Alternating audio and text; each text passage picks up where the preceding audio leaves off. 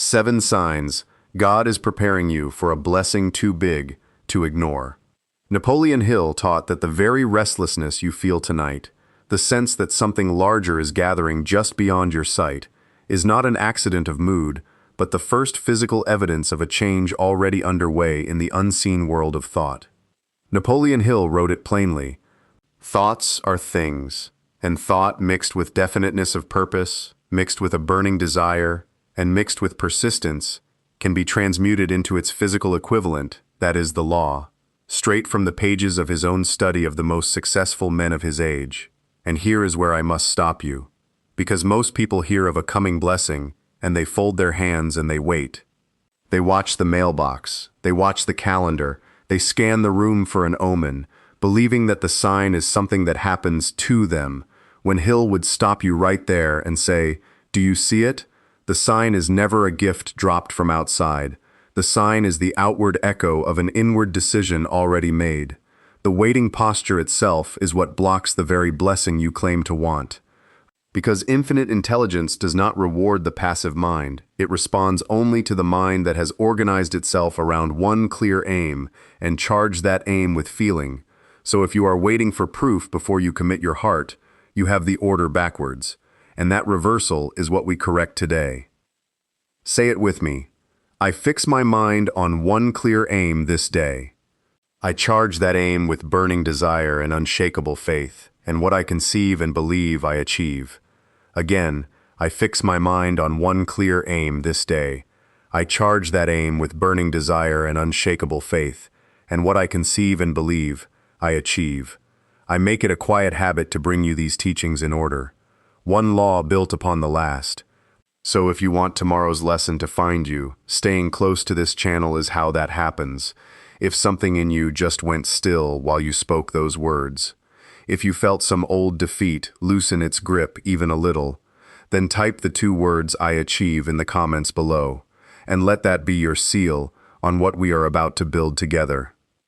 The first key is this: the sign of holy discontent. Hill observed that every great fortune, every great work, every great life began at the exact moment a man grew tired of his condition, not bitter, not despairing, but tired in that particular restless way that will no longer be soothed by excuses. He told the story of Edwin Barnes, who arrived at Thomas Edison's laboratory on a freight train with no money, no introduction, and no plan that any sensible man would call a plan, only a discontent so specific it had become a decision. Barnes did not wish to work near greatness. He burned to work beside Edison himself, and that burning is the first sign that a larger portion has begun forming for you. And let me press this further, because most men have felt discontent at some point and mistaken it for the same thing Barnes carried. Ordinary discontent complains, it grumbles about the weather of life and changes nothing. But the discontent Hill described has a target. It does not simply resent the present. It aches toward one specific different future. Consider the shopkeeper who closes his register every night and feels a small private ache, not because the day was hard, but because some part of him already sees a second location, a larger sign above the door, a life shaped differently than the one behind this counter. If he treats that ache as mere fatigue, he will medicate it with rest, and it will fade by morning. But if he writes down the exact shape of what he is aching toward, the ache converts itself into fuel. This is precisely what Hill meant when he separated a passing wish from a burning desire. A wish evaporates by breakfast. A burning desire organizes the whole day around itself, without being asked. Let me ask you plainly, has a certain dissatisfaction been rising in you these last weeks? A refusal to keep calling your present condition enough? A feeling that follows you from the kitchen table to the drive to work and back again? If so, do not apologize for it and do not medicate it away with distraction. That discontent is infinite intelligence stirring the water before the miracle. The ordinary man mistakes this feeling for anxiety and spends his evenings trying to make it go away. The prepared man recognizes it as raw material, the very same raw material Barnes carried onto that freight train with empty pockets and a full heart, and begins at once to shape it into a definite aim written on paper.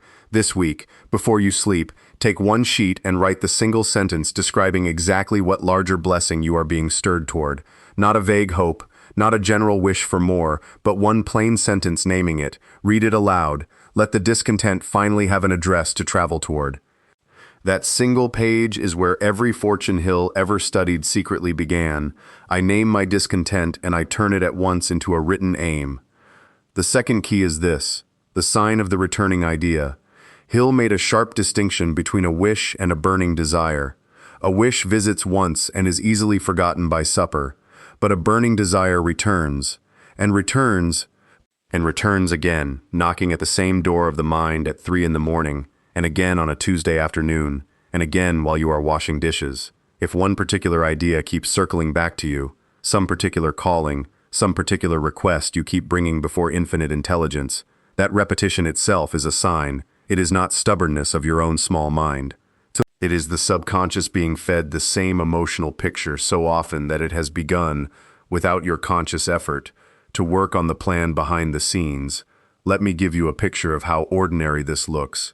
Consider a man who drives the same route to work every single morning, and for months now the same thought rises at the same stretch of road.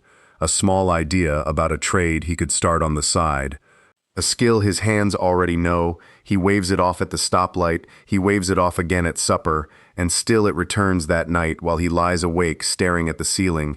He tells himself this is only a passing fancy, a bit of restlessness, and yet Hill would stop him right there and ask him plainly, why does a passing fancy return 300 times?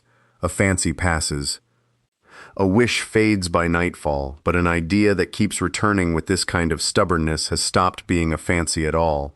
It has become a seed already planted, and the returning itself is the water infinite intelligence uses to keep that seed alive until the man is ready to act. Hill called this a state the subconscious will act upon only when thought is mixed with real feeling, not idle curiosity, and a returning idea proves the feeling is already present, whether you have admitted it to yourself or not, so stop treating the repetition as a nuisance to be silenced.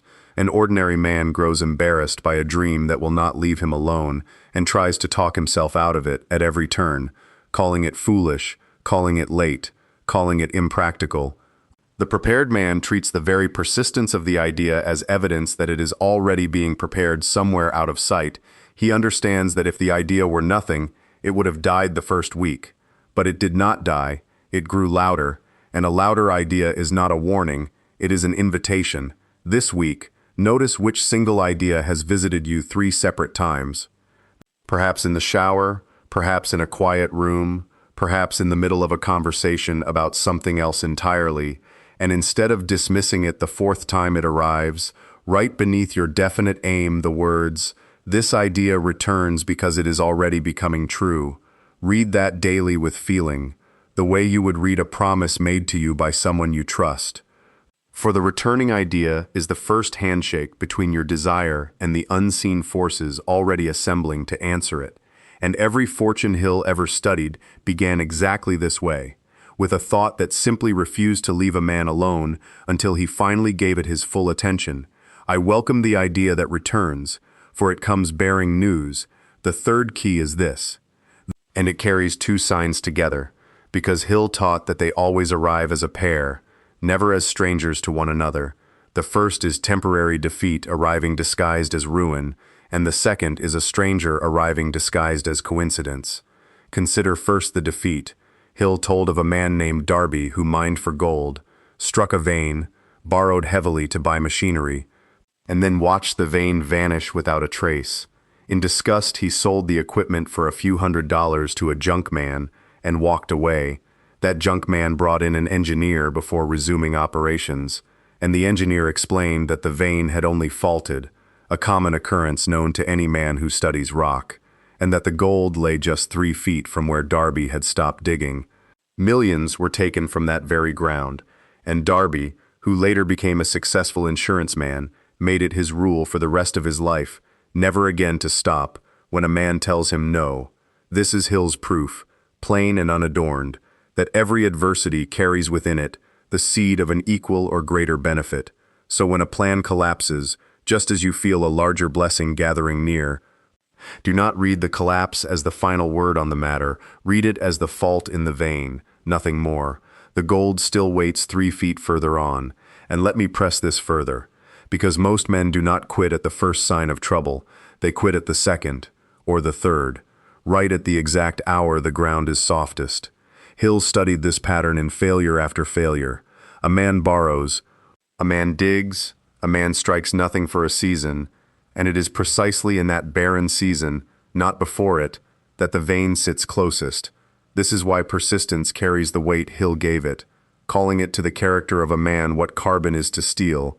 Without it, the whole substance stays soft and bends under the first real pressure.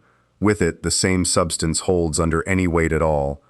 Now consider the second sign, the stranger, because it is precisely at the hour of testing that infinite intelligence tends to send an ally, a name mentioned twice by different people in a single week, a conversation overheard in a waiting room, a phone call from someone you had not thought of in years arriving on the very day you nearly quit digging.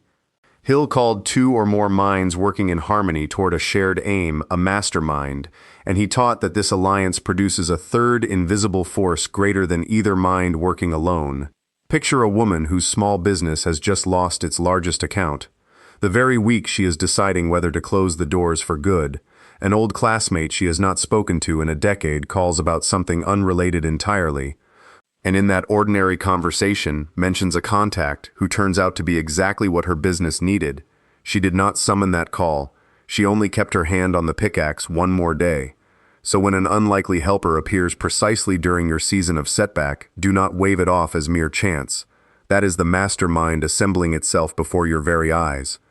Often before you have even asked for it by name. This week, look for the person who reappears without explanation, the name that surfaces twice, and instead of treating them as background noise in your struggle, ask plainly what part of your aim infinite intelligence may have sent them to help carry. I dig 3 feet further before I call any ground barren. The fourth key is this.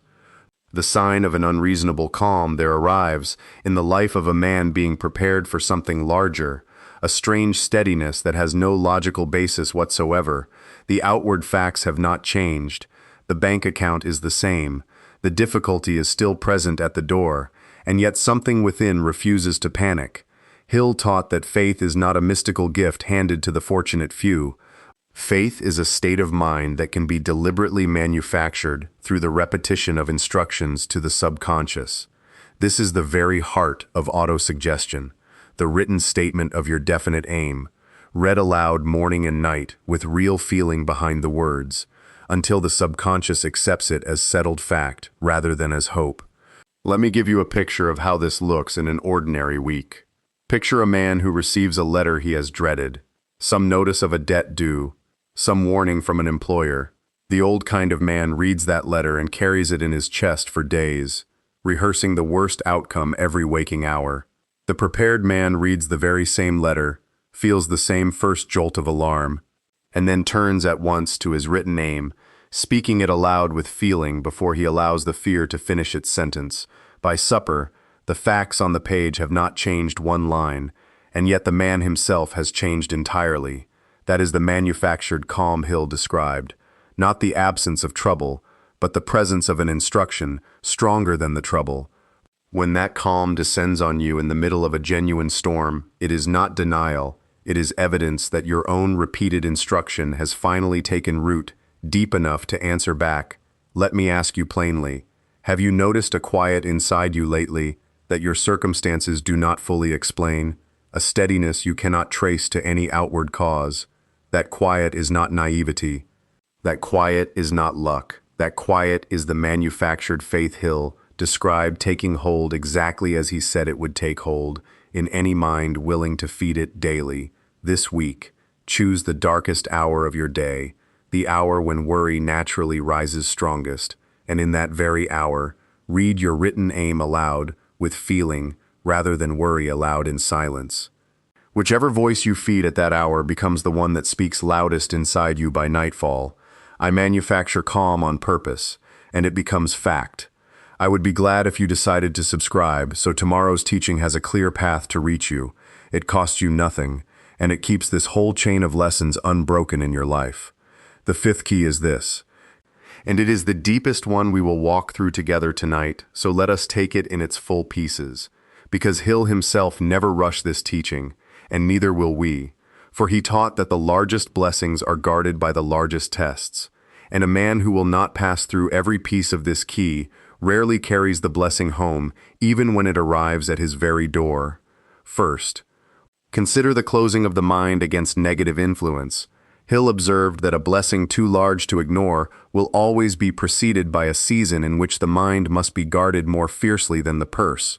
Because the moment your aim grows large enough to matter, discouraging voices seem to multiply around you.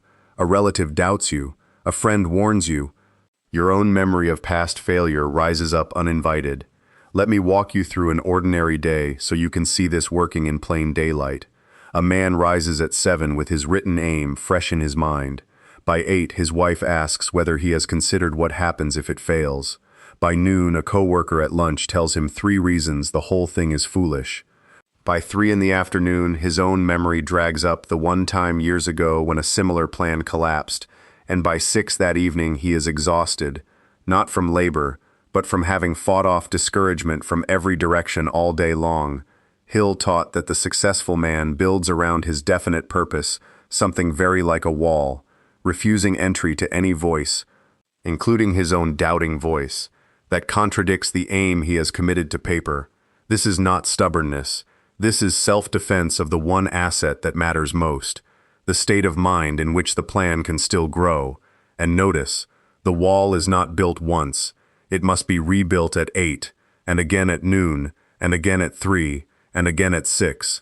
This week, name one voice, even your own inner voice, that you must simply stop admitting to your daily thought, and close that door deliberately, and know that you will have to close it more than once before the habit takes hold.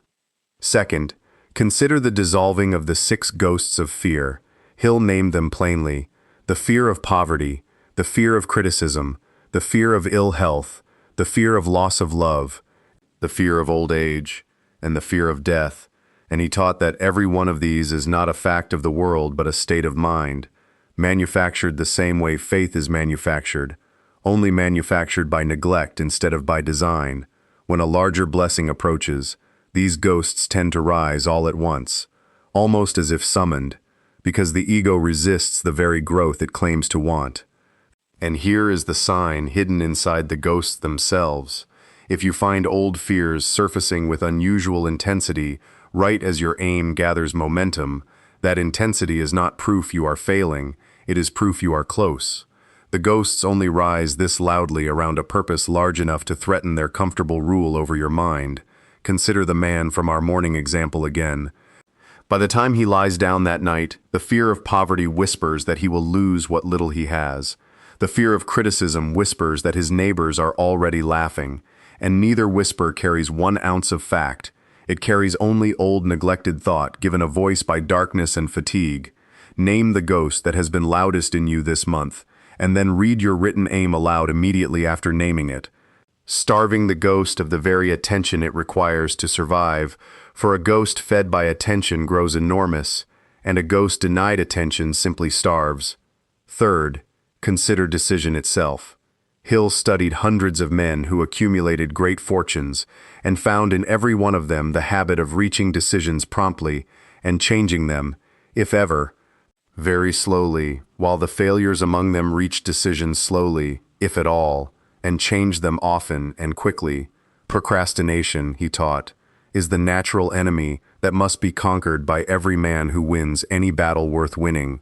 When a true blessing draws near, life will present you with a narrow window in which a decision must be made, an offer accepted, a step taken, a word spoken, and the drifting man, the man Hill warned against more than any other, the man who lives without definite purpose, will let that window close while he waits for more certainty that will never fully arrive. Let me ask you plainly, is there a decision sitting unmade on your desk right now, one you have been circling for weeks, dressed up as caution? Hill would tell you that caution past a certain point is simply drifting wearing a respectable coat, and he would remind you that the 6 ghosts we just named are almost always the hidden hand behind every delayed decision. for what feels like prudence is very often only fear of criticism or fear of loss wearing a borrowed disguise.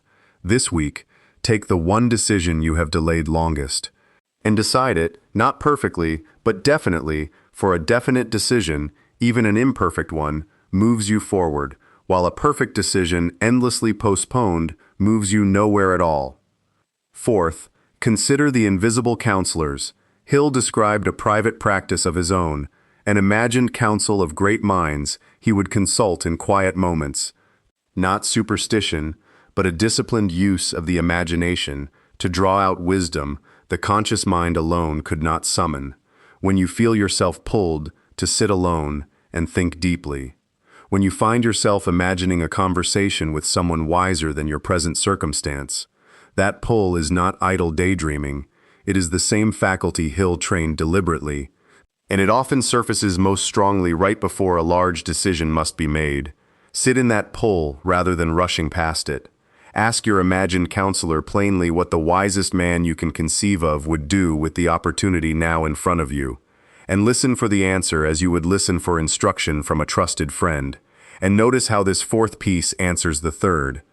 For the counsel you draw from that quiet, imagined table is very often the very thing that turns a stalled decision into a swift one. Put all four pieces together, the closing of the mind, the dissolving of the ghosts, the swift decision, the invisible counsel, and you begin to see why Hill called persistence the character trait carbon is to steel. Without it, the other three pieces harden into nothing. With it they harden into unbreakable resolve. The blessing gathering near you now requires exactly this combination: a mind closed to discouragement at 8 in the morning and again at 6 at night, fears named and starved rather than fed at every hour they rise, a decision made rather than endlessly delayed, and a wisdom drawn from a source deeper than your worried daily thinking.